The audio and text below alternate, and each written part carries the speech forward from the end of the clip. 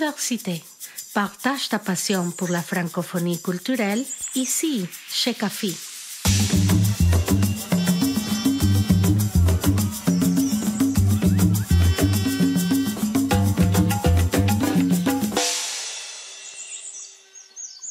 Bonjour, chère communauté, et bienvenue chez CAFI Diversité, un endroit où votre voix est importante et est écoutée. Un podcast qui est basé sur la culture, l'inclusion, la collectivité et donne la parole à une communauté participative et inclusive. Je m'appelle Maude Basque et je suis l'animatrice de ce podcast multiculturel. Aujourd'hui, nous discuterons de quelques sujets d'inclusivité et de culture avec Wafa Mansouri et Lisa Boissonneau, qui ont des histoires et des sujets incroyables à partager au sein de cette communauté. Cet épisode touchera le thème du féminisme, c'est-à-dire le combat pour l'égalité des droits humains en tout genre, un vécu immigrant qui touchera l'intégration en communauté étrangère et l'accessibilité au logement dans la région du Sud-Est. Donc, voici Wafa Mansouri. Bonjour. En premier, merci beaucoup pour l'invitation. Je suis tellement excitante de partager et puis de donner un contenu pour la communauté. Donc, mon nom est Wafa. Je suis ici depuis 2014. Je suis une maman de 2 enfants, 6 ans et 3 ans. Je suis agente immobilière. Bienvenue. Merci beaucoup. Et de votre part, Lisa, bienvenue. Merci, bonjour Maude, bonjour Wafa, je suis ravie d'être avec vous. Donc moi c'est Lisa, je suis française, je suis au Canada et à Moncton depuis à peu près 1 an et demi. Moi je suis arrivée en voyage toute seule, donc en permis vacances-travail, et je travaille actuellement comme agente de projet de communication dans une association féministe. Merci beaucoup pour votre petite introduction, les filles. Aujourd'hui, notre sujet de conversation va être un petit peu démarré avec le fait que les mouvements féministes et les mouvements des femmes impulsés par le féminisme est l'un des grands mouvements sociaux de ce siècle. Qu'est-ce que le féminisme signifie pour vous? Ça tombe bien, on n'est pas longtemps après le 8 mars, donc on en a pas mal parlé. Donc pour moi, le féminisme, j'aime bien parler des féminismes, puisque ce sont des mouvements, c'est pas mal au pluriel, qui luttent pour les droits des femmes et des minorités de genre, donc pour l'égalité des genres en général, dans tous les domaines de la société, toutes les structures, et aussi au niveau systémique. Donc voilà. Et une fois que ce qui est important pour moi, je fais un féminisme intersectionnel, donc qui va prendre en compte toutes les formes de discrimination opérées sur les femmes et les minorités de genre. Et le féminisme, une fois qu'on a compris, qu'on l'a adopté, on analyse tout avec cette lunette féministe, en fait. C'est ça. Et de votre part, Wafa, que signifie le féminisme pour vous? Moi, à mon opinion, je supporte la femme, puis je crois à la femme. Je suis certaine qu'elle peut faire exactement ce qu'un homme elle peut faire. C'est juste, je trouve qu'il n'y a pas une raison pour différencier la femme de l'homme, parce qu'elle est capable d'y arriver, de réaliser ce qu'un homme peut réaliser. Oui, exactement. Puis je suis sûre qu'il y a quand même certains stéréotypes qui est assez présent par rapport aux hommes et aux femmes. On entend souvent, moi je sais personnellement, durant mon enfance, c'est « Ah, tu lances comme un homme » ou « Tu lances comme une femme », certains commentaires comme ça. On entend ça quand même assez souvent. Donc, ouais, je suis avec toi de ce côté-là. Donc, pour le côté féminisme encore, quelle serait l'importance du féminisme dans notre société d'aujourd'hui et quelle est l'importance de mettre l'emphase là-dessus et d'en parler et de faire sûr que des mouvements sont mis en place pour qu'on puisse vraiment trouver l'égalité chez les 2 genres? C'est super important ce que vous avez mentionné tout à l'heure, puisque il faut effectivement lutter contre les inégalités entre les genres, les stéréotypes de genre qui sont très présents, comme tu l'as dit. Finalement, le problème, c'est pas le masculin et le féminin, le problème, c'est ce qu'on va y attribuer. Les caractéristiques qu'on va y attribuer. Souvent, c'est vrai qu'on dit les femmes sont moins fortes, les hommes n'ont pas le droit de pleurer. Et le féminisme est vraiment important puisque ça ne va pas bénéficier seulement aux femmes dans la société, ça va bénéficier à tout le monde, aux hommes aussi, On va lutter contre la masculinité toxique qui pèse beaucoup aussi sur les hommes. Et au-delà de ça, le féminisme, ça va lutter contre la société patriarcale dans laquelle on vit. Donc, patriarcat, c'est la domination des hommes sur les femmes et les minorités de genre. Donc, et aussi lutter contre le sexisme et la misogynie qui est vraiment ambiante dans notre société. Oui, puis c'est vraiment ça que je trouve qui est quand même assez présent au jour d'aujourd'hui. Puis je trouve qu'encore plus de combats, de plus en plus que les années avant, je trouve que le monde réalise de plus comment la patriarcat est présent dans la société aujourd'hui, surtout avec le capitalisme et tout ça. Ouais. Je trouve que c'est vraiment important d'en parler pour sensibiliser à ce sujet. Totalement lié au capitalisme. On pourra en reparler plus tard, mais tu as tout à fait raison. Et on en parle effectivement plus. Il y a beaucoup de mouvements féministes, des organisations, des activistes qui font un super travail de sensibilisation et pour un peu expliquer tout ça. Et de votre côté, Wafa, quel serait votre avis à ce sujet? Moi, je trouve que maintenant, en 2022, il y a plein d'activités, il y a beaucoup de sensibilisation.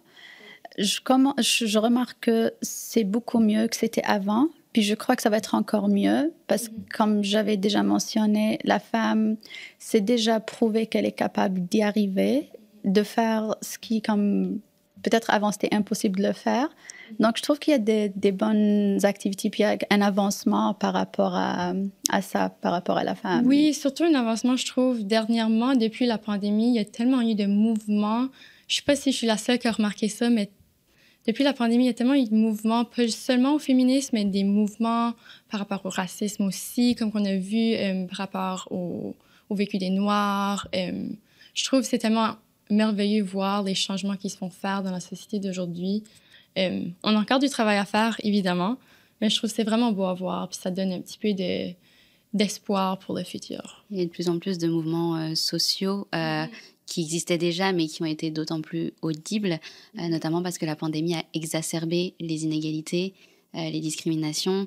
Il y a des personnes qui ont été touchées, qui ont été touchées par la crise économique, qui étaient déjà des personnes précaires. Donc, ça a peut-être plus encouragé à se mobiliser, justement, contre ça.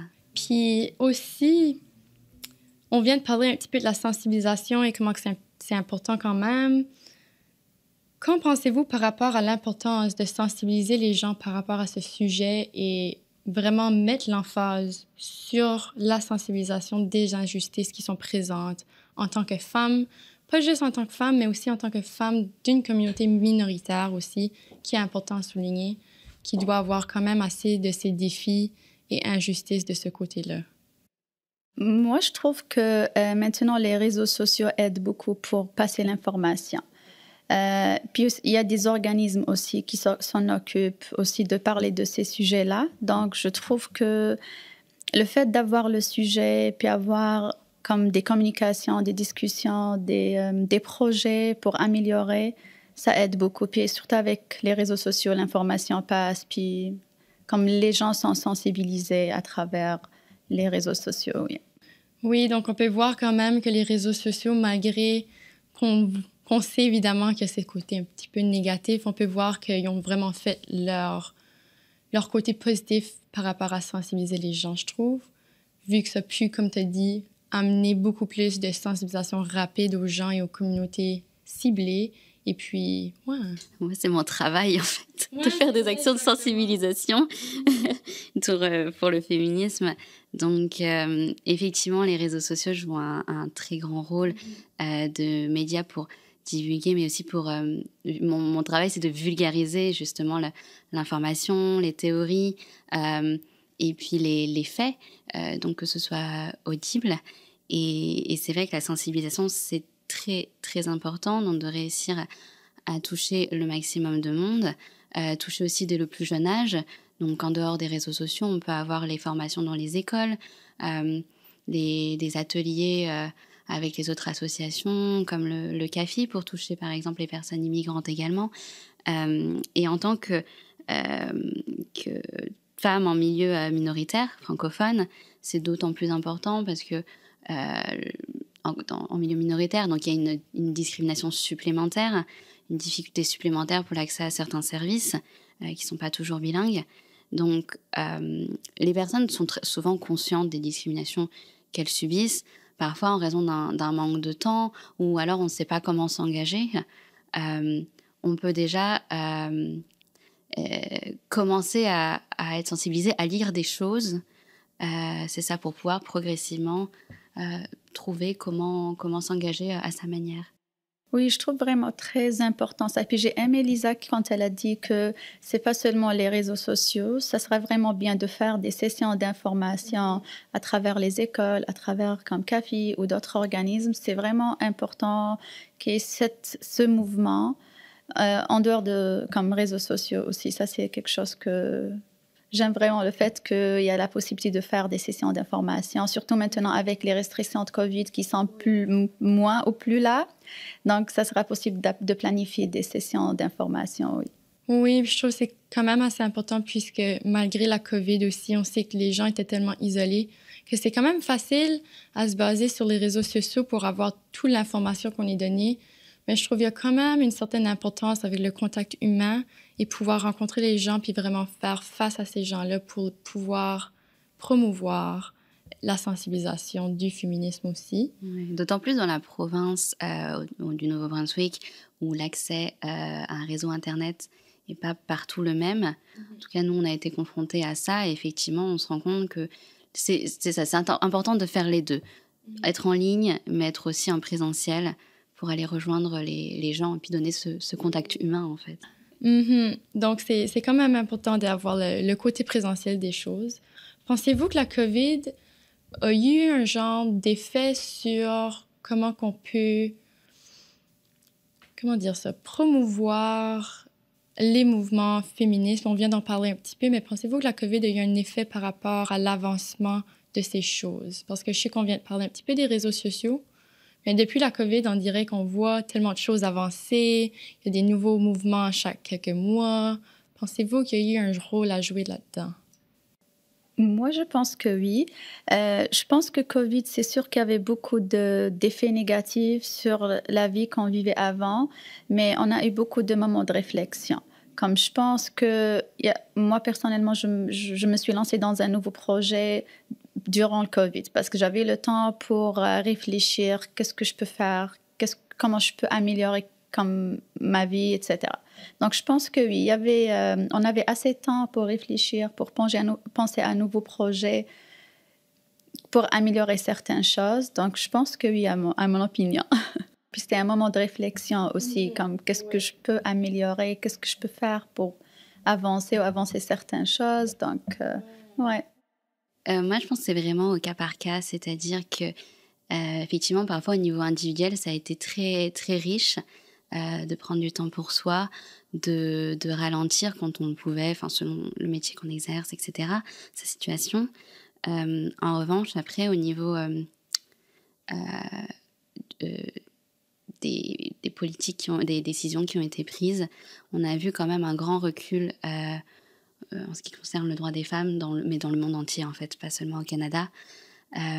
C'est que tout était focus sur la COVID, sur la santé, sur les hôpitaux, c'était super important, mais sans augmenter les salaires des personnes qui travaillent dans les hôpitaux, des personnes qui étaient en première ligne. Il y a eu des choses qui se sont faites, mais ça restait ça restait précaire. En revanche, par contre, ça a mis en lumière des métiers indispensables où il n'y a pas l'équité salariale, qui sont très peu, qui sont pas payés à leur juste valeur. Et ça a été quand même une des choses de la COVID et qui a quand même permis, en tout cas, je pense que ça doit être ça aussi, au Nouveau-Brunswick, d'augmenter son salaire minimum en avril. Donc c'est ça, mitigé. À la fois, il y a eu du positif et du négatif. Il y a eu quand même un recul des droits. Et aujourd'hui, on arrive, on espère, hopefully, au post-Covid. C'est ça, plutôt que d'avoir un équilibre des budgets, c'est d'avoir l'égalité. Et pour tout le monde, vraiment. Et une dernière question généralisée un peu pour vous deux. À votre avis, pourquoi et comment pouvons-nous s'engager dans les mouvements féministes? Et pourquoi est-ce important en tant que femmes et hommes ou de n'importe quel sexe qu'il s'agit pourquoi c'est important de s'engager en tant que personne dans ces mouvements-là qui se font continuellement et... Il existe déjà différents mouvements. On a des mouvements anglophones, des mouvements francophones, des mouvements bilingues aussi, en tout cas au Nouveau-Brunswick. On a des organismes comme le regroupement féministe du Nouveau-Brunswick, la coalition pour l'équité salariale, par exemple ici, qui font vraiment un super beau travail. Et c'est important pour nous, même en tant que personnes immigrantes, de s'impliquer que ce soit dans une organisation féministe ou une organisation pour des luttes sociales, d'apporter notre part aussi dans la communauté et de faire entendre nos revendications, parce que forcément on vit des enjeux très spécifiques que peut-être les personnes locales ne vivent pas, mais c'est super important pour créer justement ce sens de la communauté. Donc souvent, tous les mouvements ont envie de nous entendre également. Je pense qu'on a notre rôle à jouer pour faire avancer les choses. Souvent, maintenant, il y a des gens qui arrivent là au Nouveau-Brunswick pour vraiment s'installer. Donc, c'est ça, c'est qu'ensemble, plus on est nombreux, plus on va faire avancer les choses, plus on va faire avancer puis faire entendre nos revendications.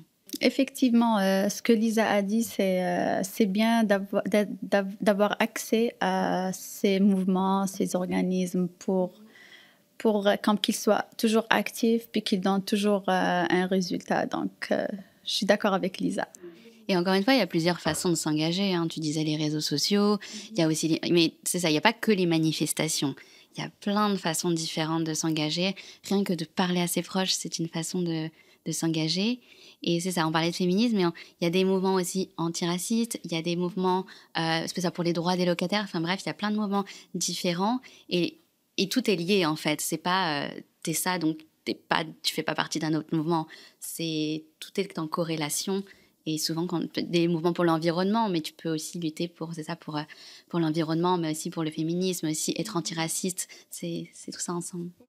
Oui, parce que selon moi, tous les mouvements-là ont le même but, c'est d'avoir un monde meilleur. Et donc, Wafa, plus spécifiquement, envers votre trajet de vie et de votre vécu. Vous avez mentionné plus tôt que vous êtes arrivé dans la région depuis combien d'années? Je suis ici depuis 2014, donc ça fait presque 8 ans.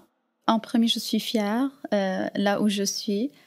Depuis mon arrivée, je croyais qu'il y a toujours une place pour le succès, même pour un nouveau arrivant. Il n'y a rien qui va l'empêcher pour avancer, pour avoir le succès.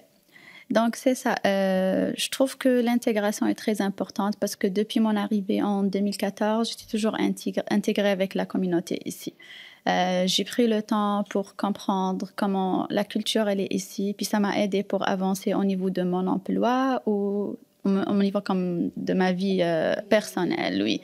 Ouais, être intégré, c'est vraiment important pour un nouveau arrivant, d'essayer d'intégrer avec la communauté ici. Et selon vous, depuis votre arrivée, avez-vous eu certains aspects positifs dont vous êtes vraiment fiers et vous aimeriez souligner par rapport à votre trajet de vie, trajet carrière ou développement personnel? Aspect positif, moi, j'étais un petit peu plus chanceuse parce que j'avais mon mari ici, il m'a donné beaucoup de support. Puis lui, il connaissait comment ça se passe ici, les choses. Donc, c'était... je pense avoir accès à l'information, comme n'importe quel nouveau arrivant, s'il trouve le support, c'est pas forcément de son mari ou de quelqu'un de la famille, mais il y a des organismes aussi comme CAFI, comme etc. Donc, qui facilitent l'intégration et avoir accès de l'information pour avoir un avancement et un succès. Donc, c'était ça. Moi, j'avais toute l'information, je cherchais de l'information, puis ça m'a aidé pour réaliser comme n'importe quelle chose que je veux y arriver, j'étais capable de la réaliser à cause que j'avais accès, puis j'avais le support aussi. Donc, c'est important d'avoir le support. Oui, le support est probablement la plus grande ressource de confort dans des situations qui peuvent être un petit peu intenses à vivre ou difficiles. Ou, direz-vous que, dans le sens, il est important d'avoir accès à l'information avant d'arriver dans le pays pour pouvoir avoir une meilleure intégration en arrivant dans cette nouvelle communauté étrangère?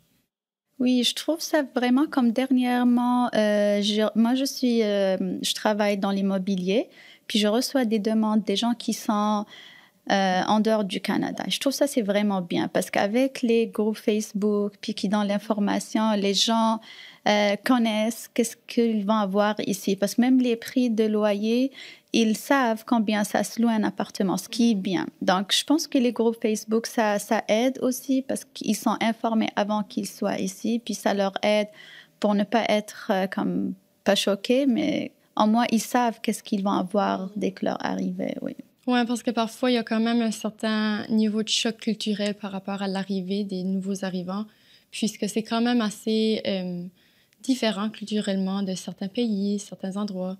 Donc, je suis sûre qu'avoir accès à cette information-là est quand même assez important pour éviter de se sentir un peu choqué lors de notre arrivée à l'étranger. Oui, je suis d'accord avec toi. Comme le choc culturel, c'est quelque chose que j'encourage vraiment les nouveaux arrivants d'être intégrés parce qu'on est tous des humains. Puis quand même, on est chanceux d'être ici au Nouveau-Brunswick. C'est une communauté chaleureuse, accueillante. Donc, c'est vraiment facile d'être intégré. Puis sentir à l'intérieur que je fais partie de cette communauté, je suis comme... Ça va aider beaucoup pour enlever ce choc culturel. Parlez-moi un peu de votre emploi en tant qu'agente immobilière, parce que je sais qu'en tant que femme ou homme ou n'importe quel genre, dans une communauté minoritaire, des fois, comme on vient de mentionner, c'est difficile d'avoir accès à certaines informations qui peuvent faire qu'avoir l'accès au logement est un peu plus difficile pour certains. Oui, je pense que mon emploi, ça m'a aidé de comprendre parce que les gens trouvent que le loyer a été augmenté, les logements sont moins accessibles.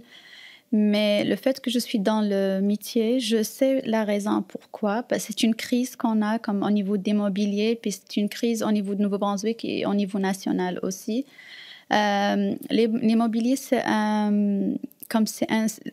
un cycle lent. Donc, c'est pas facile d'avoir l'équilibre entre l'offre et la demande. Donc, on est dans une situation où il y a plus de demandes que l'offre. Donc, il y a moins de maisons, ce qui fait le loyer est plus élevé, puis les maisons se vendent plus cher. Mais je trouve qu'il y a beaucoup de projets qui sont en train de se faire. C'est juste que ça prend un petit peu du temps, mais on espère que ça va se réaliser d'avoir un équilibre entre l'offre et la demande. On espère que les logements seront plus accessibles au niveau de loyer, puis les prix seront plus acceptables, surtout pour un nouveau arrivant. Il arrive, il n'a pas d'emploi. C'est le même défi pour les gens qui habitent ici, mais au moins, ils ont un emploi, ils savent qu'est-ce qu'ils ont à la fin du mois, mais un nouveau arrivant, c'est un défi peut-être plus pour lui. Je trouve encore, comme Cafi, etc., j'apprécie vraiment qu'il y a ce service parce que... Puis j'ai entendu aussi des commentaires des gens qui me disent « Ah, on a appelé Cafi ». J'ai même eu des références comme « Ah, on a appelé Cafi, ils nous ont suggéré d'aller vers cet organisme. » Donc, ça, c'est vraiment quelque chose de bien d'avoir ce support. Et par rapport à une démarche à suivre en tant que nouvel arrivant qu'ils arrivent dans la région pour qu'ils puissent trouver le logement dont ils cherchent. Oui, je sais que, on a parlé de CAFI, puis je sais qu'il y a aussi Magma, ils ont un département de housing aussi. Je sais qu'il y a aussi un website pour, comment on appelle ça? Il y a un website pour Local Immigration Partnership. Je sais il y a comme un programme, un partenariat local en matière d'immigration, qu'ils ont un website avec plusieurs informations, que ce soit au niveau d'immobilier ou tous les défis qu'un nouveau arrivant peut avoir. Donc, absolument comme CAFI, Magma ou accéder au website, ça va aider pour avoir comme plusieurs informations au niveau des services qu'ils vont y avoir besoin. Donc, Lisa, vous êtes positivement connue ici au CAFI. Évidemment, j'ai reçu ton nom à plusieurs reprises lorsque on faisait le projet.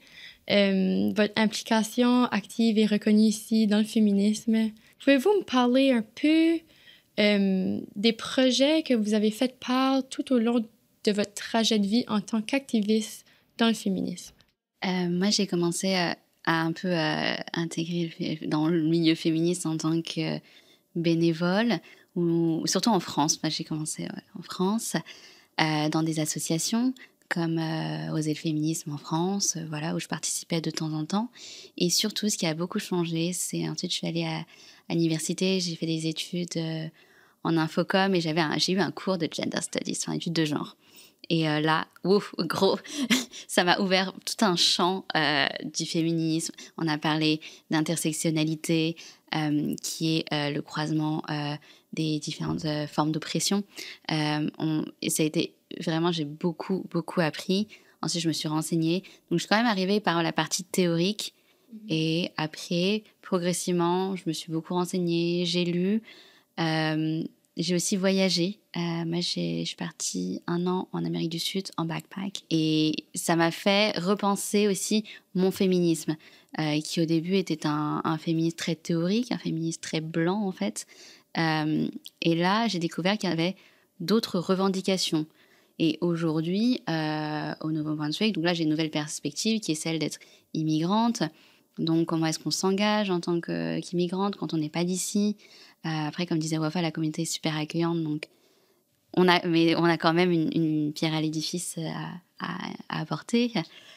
Donc voilà, ça c'est un peu tout ça. Et puis aujourd'hui, je suis vraiment contente de travailler dans une association féministe. Et tout ça, c'est autour ça s'articule autour d'activités, donc à la fois de revendication, mais aussi, comme on disait tout à l'heure, de sensibilisation et de mobilisation qui vont être, oui, c'est ça, autour d'ateliers, mais aussi, moi je fais beaucoup sur les réseaux sociaux. Si j'ai les doubles casquettes, donc toute la partie communication, c'est ce qui va englober la création de contenu, beaucoup de création de contenu digital, parce qu'on reste une association. Les associations, on n'a pas les grands budgets pour faire des grandes publicités sur la main à Moncton, donc c'est ça.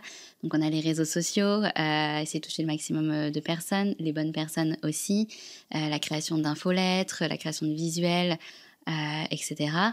Ça c'est toute cette partie un peu communication, et la partie projet, donc là ça va être beaucoup de création d'ateliers féministes, l'organisation d'événements, d'événements féministes aussi, en région, ça c'est aussi important, sur des thématiques, donc féminisme, environnement et féminisme. L'année dernière, par exemple, l'impact de la Covid sur les femmes et les minorités de genre. Donc voilà, toujours cette optique de sensibilisation. Et ce qui est super important, ça c'est quelque chose auquel je travaille beaucoup aujourd'hui, c'est rendre mes communications accessibles au plus grand nombre. Il faut prendre en compte le niveau de littératie de des personnes, faire des communications impactantes mais lisibles et claires en fait, accessibles aussi aux personnes par exemple malvoyantes, donc travailler sur les visuels. Donc voilà, c'est tout un work in progress en général dans mon travail. C'est incroyable, je trouve que vous avez pu vivre des expériences comme ça, puis pouvoir promouvoir ce que vous êtes passionné de. Je trouve que c'est l'idéal d'un trajet de vie, parce qu'on veut tout faire un emploi qui nous passionne, puis juste pouvoir vraiment suivre votre passion, puis faire une différence dans le monde. Je trouve ça super incroyable, puis je vous lève mon chapeau pour ça. Et vous aussi, Wafa, tout ça que vous faites est très, très touchant envers l'impact que vous avez sur la communauté, puis je trouve ça vraiment incroyable en tant que femme de communauté minoritaire. C'est très beau à voir. Merci beaucoup, les filles, pour venir participer à cette capsule. C'est très, très incroyable en tant que femme de voir d'autres femmes se supporter et vouloir un futur meilleur pour la communauté d'aujourd'hui en tant que communauté minoritaire, immigrante, francophone, telle que ce soit. C'est très beau à voir. En vue de ce dernier épisode, j'ai une dernière petite question à vous poser, vite fait, vraiment brièvement. Qu'est-ce que vous souhaitez que nos amis du CAFI retiennent de cet épisode? Qu'est-ce qu'on pourrait les dire par rapport à tout ce qu'on a parlé d'eux, qu'on aimerait qu'ils au moins sortent d'ici puis gardent ça en tête? Je dirais, n'hésitez pas, si vous le pouvez, à vous engager. Il n'y a pas de petits gestes. C'est ensemble qu'on aura plus de poids. N'hésitez pas, si vous voulez, à faire entendre vos revendications.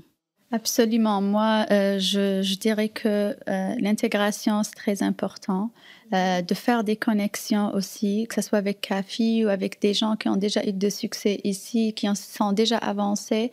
Donc, toujours avoir des belles connexions, des connexions positives. Puis, merci à vous de nous avoir invités. Puis, j'espère qu'on a donné comme un aspect positif pour les nouveaux arrivants. Puis, c'est ça, oui, c'était le fun de vous avoir puis de vous parler. Oui, c'est exact.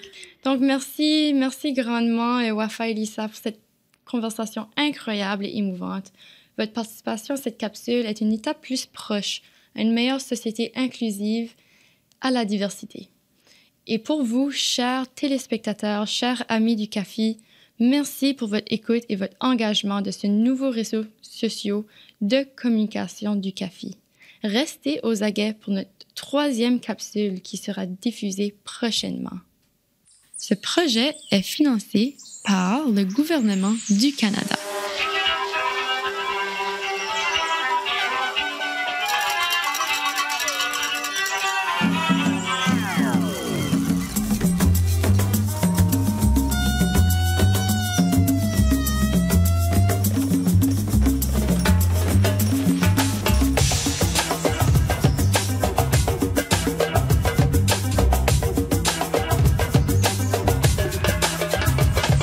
CAFI Diversité. Partage ta passion pour la francophonie culturelle ici, chez CAFI.